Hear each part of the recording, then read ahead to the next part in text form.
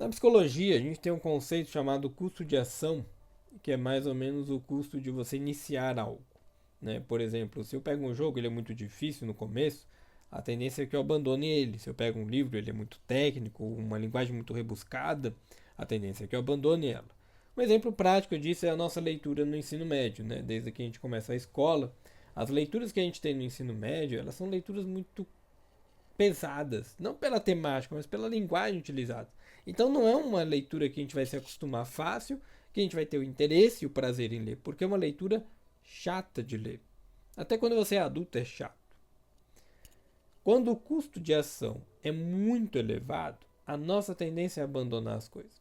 E isso tem acontecido com várias áreas. Por exemplo, na psicologia, eu vejo terapeutas, eu vejo profissionais, e isso através dos clientes reclamando, onde os profissionais param muito mais tempo para explicar conceitos, termos técnicos. Por exemplo, o cara sabe tudo de neurociência e explica lá todos os neurotransmissores, os mecanismos de ação e tal, mas não consegue falar a linguagem do seu cliente. Então o cliente ele sai dali sabendo um monte de coisa, achando que sabe, na verdade, mas ele não entendeu.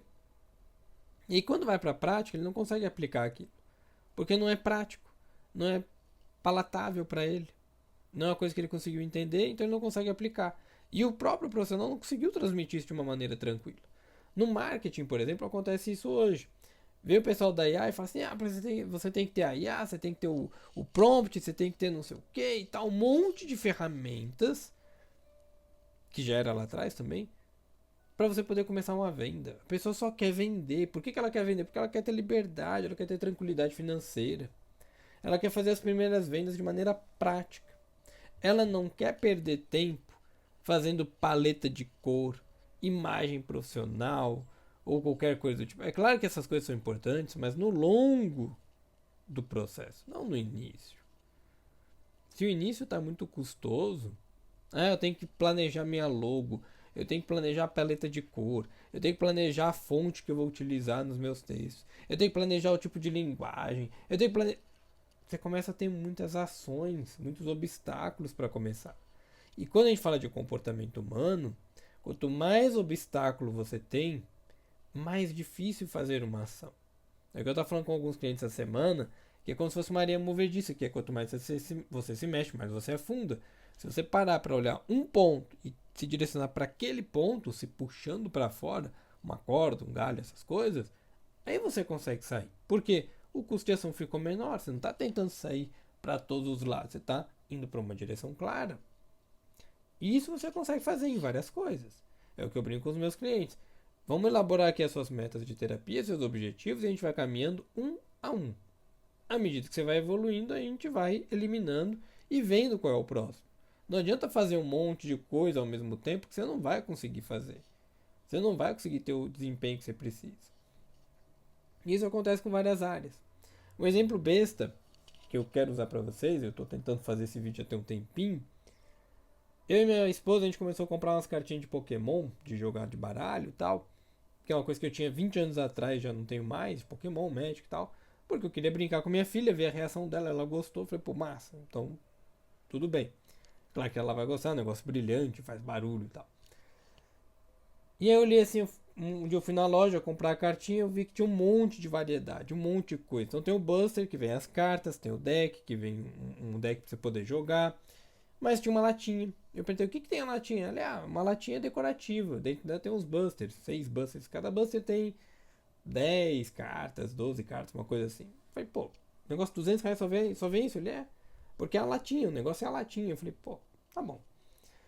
Aí, perguntei, tinha um outro produto lá, que era uma caixa gigante. Perguntei, o que é que vem aqui? Que tudo isso era de uma temporada que eu tô acompanhando, né? Nesse sentido do jogo. E o cara, não, isso aqui vem alguns busters, vem moeda, pô, a moeda faz sentido, porque na minha época, 20 anos atrás, tinha moedinha. Tem os marcadores, eu, pô, beleza, faz sentido. E tem os dados, eu, pô, dado? Dado? Nem no jogo digital do Pokémon tem os dados. Eu falei, o que eu vou fazer com um dado no Pokémon? Não entra na minha cabeça, eu não sei pra que serve. Aí eu falei, pô, beleza. Então, e vem o deck, vem alguma coisa? Não. Eu falei, pô, vem um monte de carta, um monte de coisa, mas não vem o deck. Então eu não posso jogar. O custo fica alto. Não financeiro, mas de entender o jogo. de poder aproveitar aquilo. E aí, novamente, se o custo está elevado, se eu tenho muitas coisas para aprender ao longo do caminho, de uma única vez, eu não consigo aproveitar. Eu não consigo desenvolver em cima daquilo. Um último exemplo. Recentemente eu joguei um jogo de RPG no videogame que virou um grande hit nesses últimos 2 meses, porque ele conseguiu transformar o que era uma coisa chata, que são jogos de turno, onde você tem que planejar, pensar e tudo mais, numa coisa muito dinâmica. O jogo de turno geralmente são jogos mais lentos. Então ficou uma coisa extremamente dinâmica. Só que olha o que ele fez. Ele não te jogou um monte de mecânica de uma única vez. A cada movimento que você fazia, ou seja, a cada capítulo entre as que você evoluía no jogo, ele te apresentava uma mecânica nova. Essa mecânica ela não vinha antes e você tinha que se virar para aprender. Não. Ah, você pode defender e esquivar. Ok? Ele te ensinava a fazer isso. Mais pra frente ele te ensinava que existiam golpes do inimigo que você teria que pular. E ao pular você poderia contra-atacar. Então ele te ensinava isso mais pra frente. Ele não botava tudo ao mesmo tempo. Então ele ia fazendo uma evolução gradativa com você. O custo de ação fica baixo, porque eu consigo acompanhar o processo. E é isso que a gente tem que fazer na nossa vida quando a gente quer mudar um comportamento.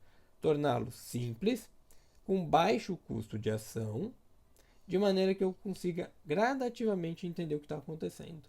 Gradativamente, por isso que a gente fala de exposição gradativa, dessensibilizar gatilhos negativos, dessensibilizar aversões que a gente tem, ou seja, sentimentos ruins, porque gradativamente você vai se expondo a algo novo que permite você complementar o resto que você está fazendo. Não adianta fazer um monte de coisa ao mesmo tempo. Não adianta querer caminhar para várias direções ao mesmo tempo. Mira um objetivo e vai. Aqui eu estava mirando um objetivo, que era tentar fazer um vídeo de 3 minutos. É um vídeo de 7. Boa sorte para você que chegou até o final, porque você está aprendendo algo diferente. Você está ensinando o teu cérebro a durar mais. E essa é a ideia. A gente precisa reconquistar isso de maneira gradual também. Reconquistar o nosso span de atenção, a nossa retenção de conteúdo, de conhecimento.